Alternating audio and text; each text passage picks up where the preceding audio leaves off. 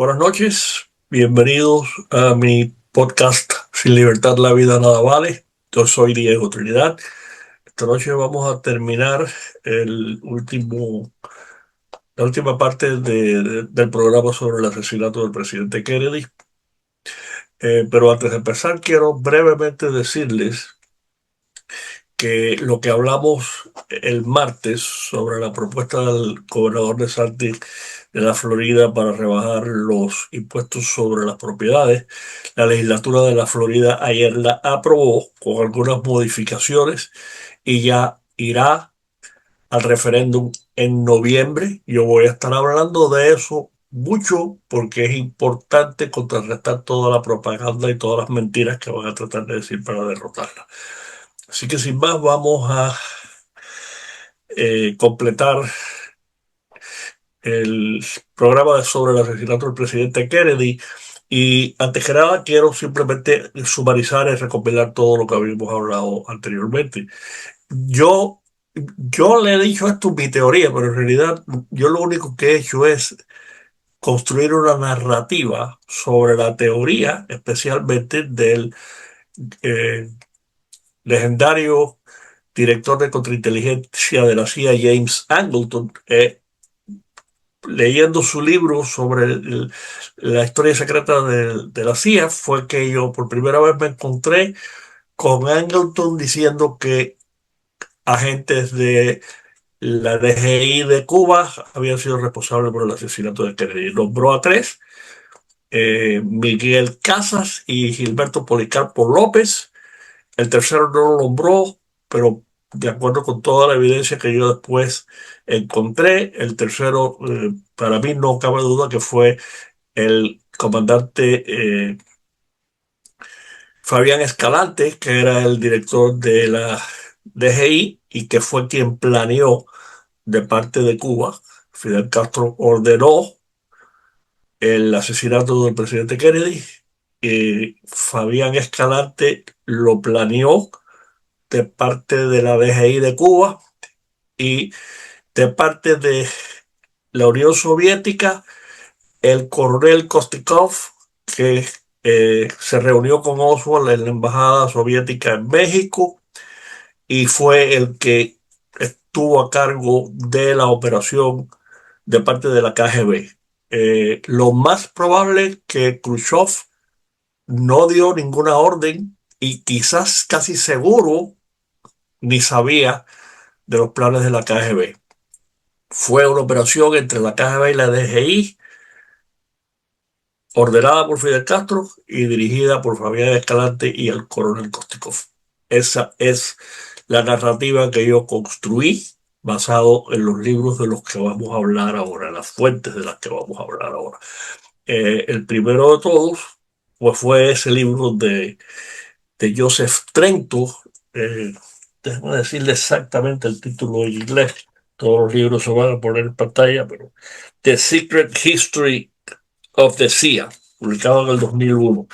Yo voy a tener que estar refiriéndome a las notas continuamente porque primero quiero asegurarme que les doy bien la información de las fuentes y de los libros, con el nombre de los autores, todo.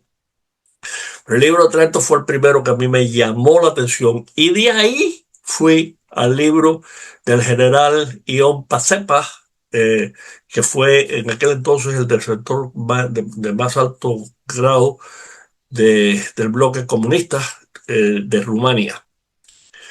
Eh, el general Pacepa publicó varios libros, pero específicamente el que yo usé fue el libro que se llama Disinformation.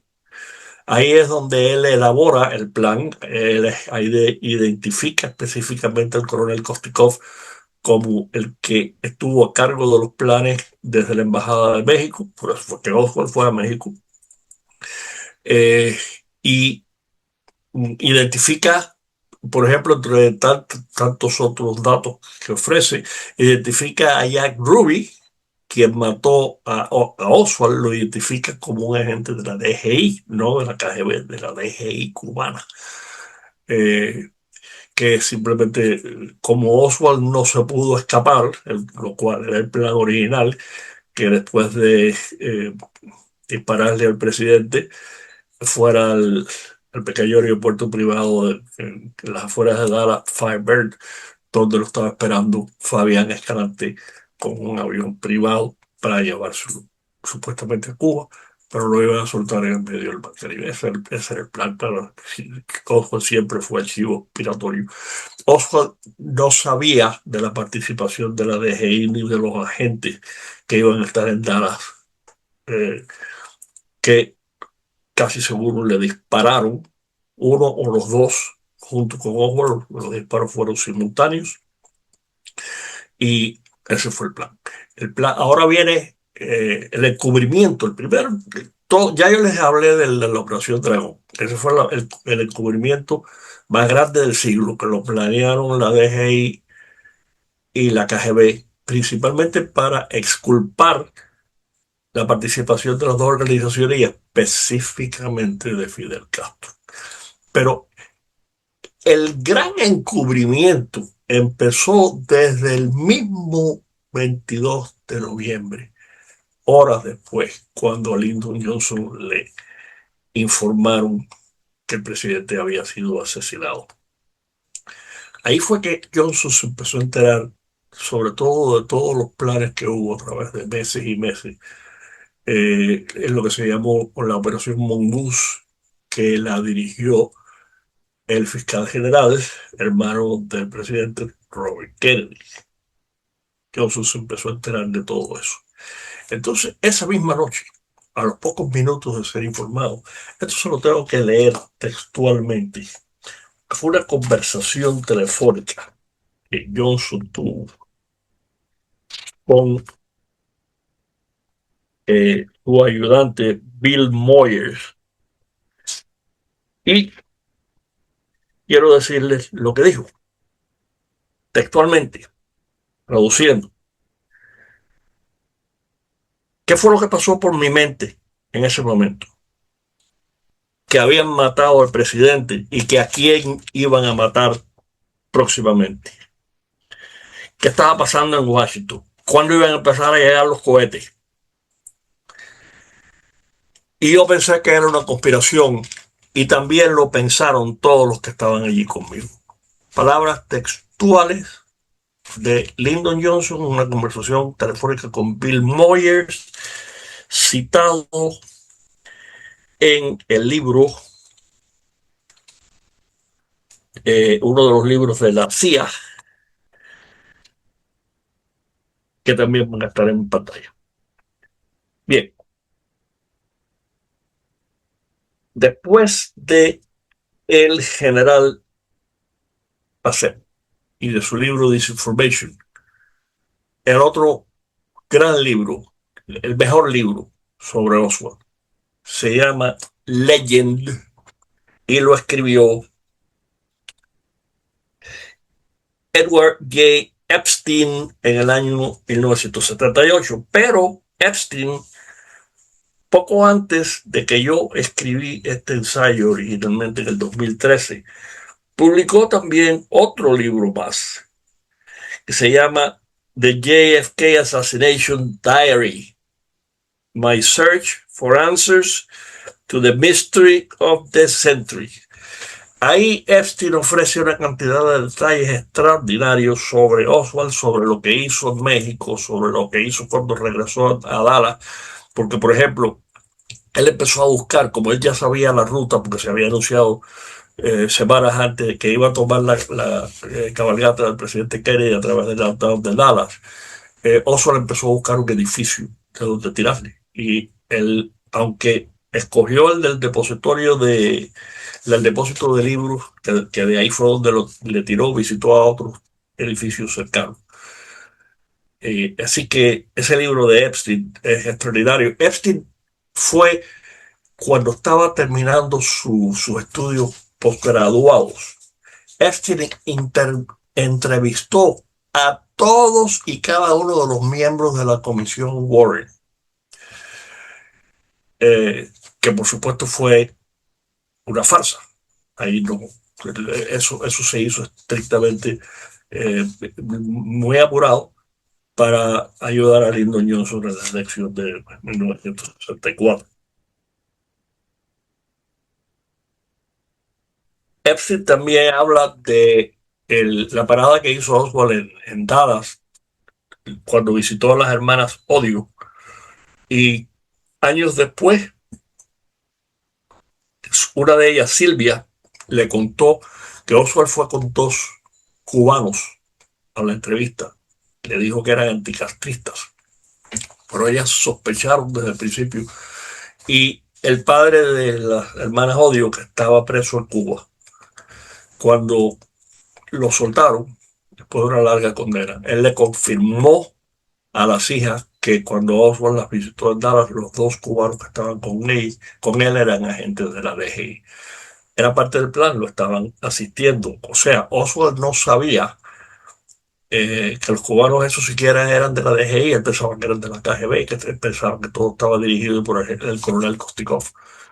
Pero Epstein proporciona esos detalles, que los confirma también el autor de la última biografía, cuando lleguemos a él.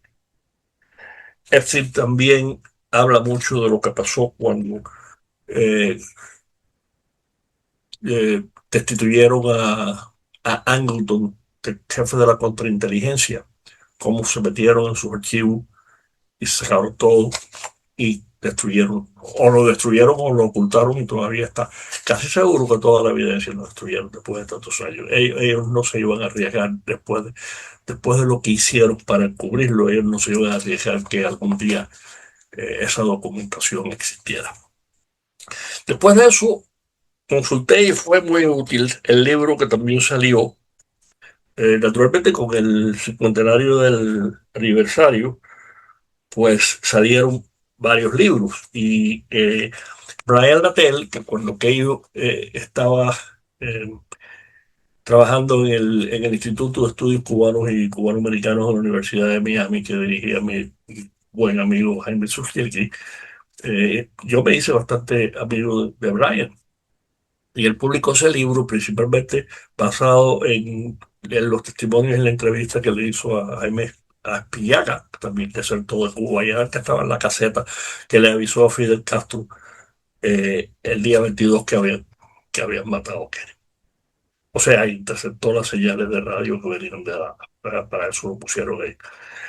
Una vez más, Brian ofrece muchos detalles y él, en mi opinión, estaba convencido también que Cuba había estado detrás del asesinato, pero él nunca se atrevió a decir eso en público ni a escribirlo. En mi opinión, una vez más, porque no se quería enfrentar con las críticas de todos sus compañeros y colegas, de los cuales yo me enteré que después que él inclusive había votado por el presidente Obama dos veces y eventualmente pues, por eso se fue del instituto y que yo sepa todavía está trabajando de profesor en Florida International University. Así que el libro de Latell fue otro de los buenos libros. Después vienen los dos libros de Gus Russo. El primero es Live by the Sword, publicado en 1998, y después escribió otro titulado Brothers in Arms, publicado en el 2008. El libro de Russo, o los dos libros de Russo, son los que más detalle dan de la conspiración. Russo estaba convencido de que en efecto hubo una conspiración, pero no que había habido más de un tirador.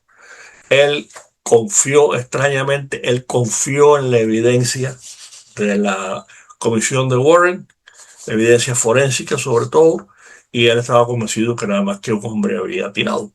Y eh, por eso, pero por otro lado, estaba convencido que había habido una conspiración y da una cantidad enorme de detalles.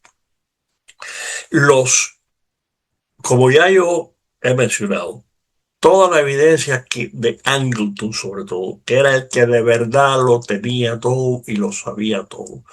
Toda esa evidencia la confiscaron y la destruyeron.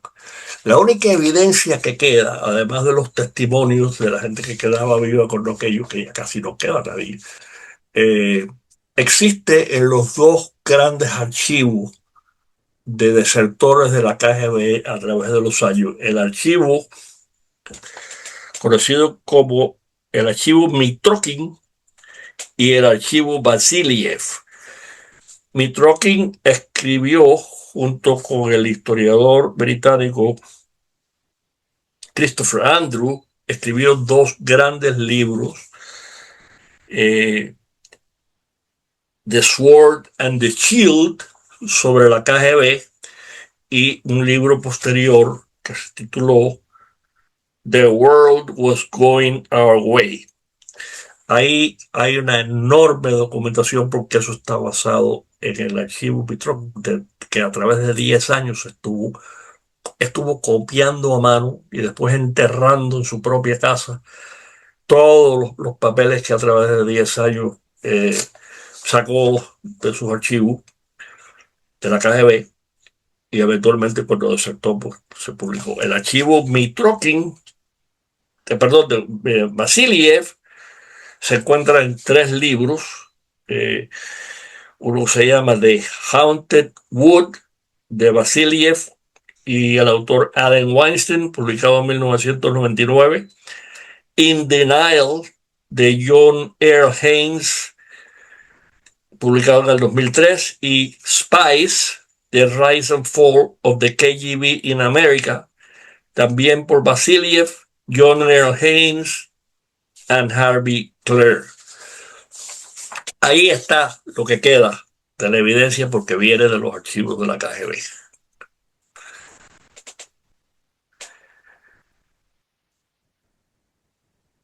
El, como dije, el encubrimiento empezó por parte del mismo presidente Lyndon Johnson, que le prohibió al embajador de Estados Unidos en México, Thomas Mann, que ya estaba conduciendo una buena investigación. Había en los primeros días encontrado, por ejemplo, que el Hotel del Comercio donde Oswald se hospedó era un centro de la DGI en México, caballero de espía continuamente.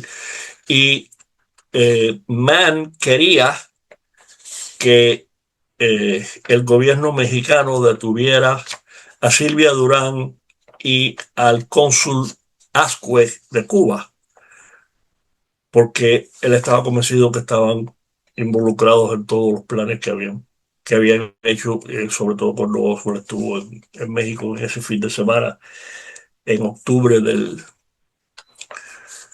62, pero Johnson se lo prohibió.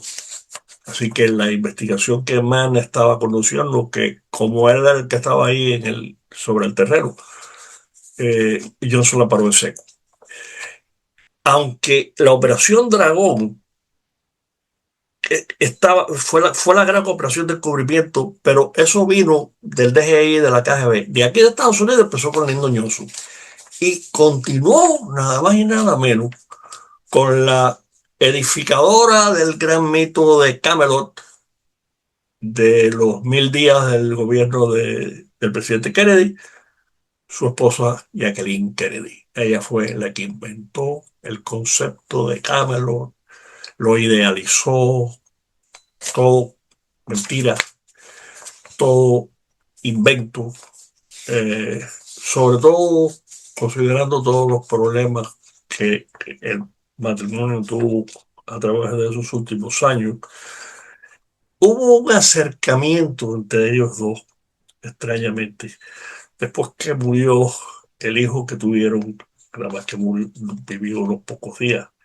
Parece que Kennedy, al fin y al cabo, eh, llegó a sentir una serie de remordimientos más bien grande y trató de acercarse a ella. Y además trató de sacarla de la adicción en que eh, había empezado por culpa de él mismo, que fue quien le introdujo el doctor que los inyectaba.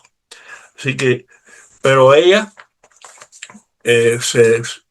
muy decepcionadamente, en otro magnífico libro. Esto no es sobre el asesinato de Kennedy, esto fue sobre lo que pasó después y sobre la situación que había aquí en Estados Unidos, cómo, cómo las élites de la izquierda ya estaban precondicionadas para recibir y aceptar la Operación Dragón del encubrimiento. Y este libro se llama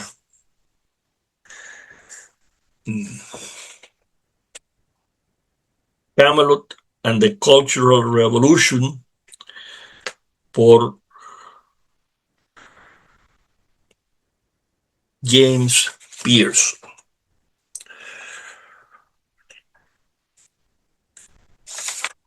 A ver, Lyndon Johnson, como les dije, ordenó, ya les cité la conversación. Cuando Johnson regresó a Washington de Dallas, el mismo día 22 por la noche, con quien primero se reunió fue con J. Edgar Hoover, el director del FBI, y con John McCone, que con aquello era el director de la CIA. Fue interesante lo que le dijo McCone. McCone también en Washington ya había estado recopilando todo el involucramiento de la CIA, sobre todo en, en referencia a lo que había pasado en México una vez más con Oswald. Ellos tenían grabaciones, ellos tenían fotos de las visitas de Oswald al consulado de Cuba y a la embajada soviética. Todo eso lo había recopilado McCone cuando llegó Johnson a Washington.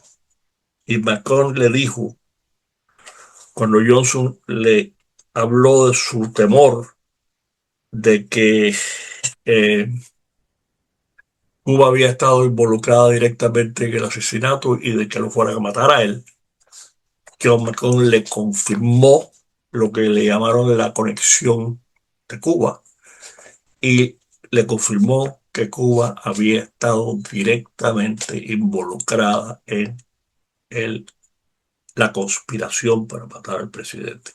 Cuando le dijo lo que dijo Angleton, que agentes de Cuba le habían quizás disparado y que estaban en Dallas, pero le dijo en general que Cuba estaba detrás de la conspiración. Entonces Johnson inmediatamente, uno de sus principales confidentes, vamos a llamarle, fue su mentor, el legendario senador de Georgia Richard Russell, que era el presidente del Comité de Inteligencia y de Asuntos Militares del Senado y lo fue por muchos, muchos años. Y cuando Johnson le compartió sus temores y sus sospechas con Russell, Russell estuvo de acuerdo con él y le dijo, sí, yo estoy también convencido de que Cuba estuvo detrás de esto, pero tú tienes que eliminar todo eso inmediatamente, porque si eso sale a relucir, el involucramiento de Cuba en el asesinato, esto va a traer otra crisis nuclear y quizás hasta la guerra nuclear. Así que, aconsejado por casi todos, también por Hoover y también por Robert Kennedy. Es más, Robert Kennedy fue el primero que le sugirió a Lyndon Johnson que formara la comisión, de lo que se convirtió en la comisión Warren. Johnson al principio rechazó la idea, pero muy pronto la aceptó porque consideró que definitivamente eso serviría para tranquilizar al público americano, sobre todo para los efectos que no había habido tan conspiración. Hubo mucha gente ilustre que formó parte de ese comité, incluyendo Hoover del FBI y Alan Dulles de la CIA, y también incluyendo a el entonces congresista de Michigan, después presidente Ford, y muchas otras personalidades. Pero Robert Kennedy estaba convencido también que Cuba había estado involucrado. No solo eso, se le oyó decir. Se le oyó decir cuando él se enteró ya de las investigaciones que estaba haciendo Thomas Mann en México. Se le oyó decir, he matado a mi hermano. Claro, Él llevaba meses planeando el derrocamiento del régimen castrista y planeando además el asesinato de Fidel Castro. Él sabía mejor que nadie, lo mismo que Goss Russo sugiere en sus libros, que el asesinato había sido una venganza de Fidel Castro por todos los atentados que le habían hecho y todos los planes que seguían andando para asesinarlo. El autor ruso considera que Robert Kennedy adicionalmente tenía otra razón para encubrirlo todo. Él no quería que saliera a relucir todos los escándalos del hermano, sus relaciones con tantas mujeres, el uso de tantas drogas. Y simplemente lo mejor era convertirlo en un mártir para que todo eso se encubriera y nadie se enterara. Y así fue. Robert Kennedy, después de la muerte de su hermano, tuvo también él un gran cambio, definitivamente, eso no hay duda alguna. Antes de eso, él era uno de los más fieros. El día, recuerden, los que se acuerdan de cuando hablamos de la invasión de Bahía de Cochinos, Robert Kennedy, el día 20 de abril, le escribió un memorándum a su hermano diciéndole que se olvidara de Berlín, que se olvidara de Vietnam, que se olvidara de Laos, que Cuba era el problema. Cuba era el enemigo principal y Fidel Castro era también personalmente el enemigo principal que tenía la administración y que había que acabar con ella, porque si no, en 18 meses iban a haber cohetes rusos en Cuba. ¿Cómo fue? Él fue el primero que predijo a su hermano. O sea, que él era el tipo más agresivo que había en la administración. Pero después del asesinato del hermano, él cambió totalmente. Poco después se fue del gabinete de Lyndon Johnson y unos meses ya después, mejor dicho, 2 años después, pues aspiró a la presidencia en el año 68, después que Johnson anunció que no iba a la reelección. Y, por supuesto, como todos sabemos, poco después, es más, poco después, no, la noche que ganó la primaria de California, que casi que le hubiera asegurado la nominación, a pesar de que el vicepresidente Hubert Humphrey todavía estaba adelante, pero si eso hubiera llegado a la convención en Chicago, pues muchos piensan que Robert Kennedy hubiera sido el candidato y esa noche lo mataron a él también. Así que Robert Kennedy eh, fue uno de los que también estaba convencido que Cuba estaba detrás de todo lo que pasó y quién mejor que él. Eh, Debo decir algo que aunque eh, el reporte de la comisión de Warren fue una farsa, pero hubo dos investigaciones posteriores, una del Senado en el 75 y otra de la Cámara de Representantes en el 78 y 79. Y la investigación del Senado fue otro encubrimiento, otra farsa.